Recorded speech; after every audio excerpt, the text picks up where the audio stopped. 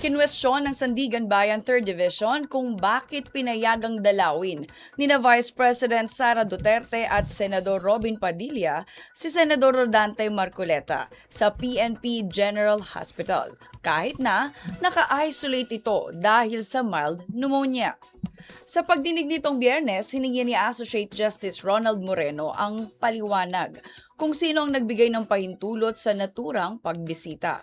Ayon kay Police Colonel Benely Bayani ng PNP Health Service, wala siya noong mangyari ang pagbisita kaya hindi niya masagot ang tanong ng korte.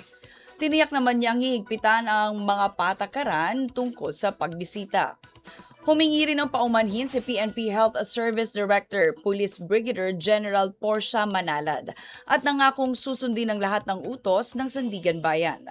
Samantala, fit to travel na si Marcoleta at patuloy na bumubuti ang kanyang kalagayan habang sumasailalim sa antibiotic treatment. Inirekomenda ng PNP Health Service na manatili muna siya sa ospital hanggang Hulyo 15 habang inatasan naman ng Sandigan Bayan ang ahensya na magsumite ng araw-araw na notarized medical report tungkol sa kondisyon ng senador.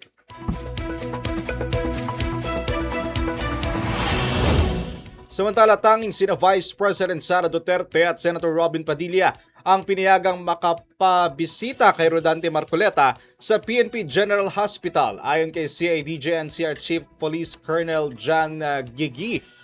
Personal na hililing ni Senator Marcoleta ang pagbisita ng dalawa bukod sa kanyang mga abogado. Sinabi ni Colonel Gigia na walang kasamang entourage ang mga bumisita at limitado lamang ang oras ng kanilang pagdalaw. Nilinaw din ng opisyal na bagamat hindi nakasuot ng face mask na VP Sara at Senator Padilla sa labas ng ospital, nagsusot umano ang mga ito ng mask sa loob bilang pag-iingat.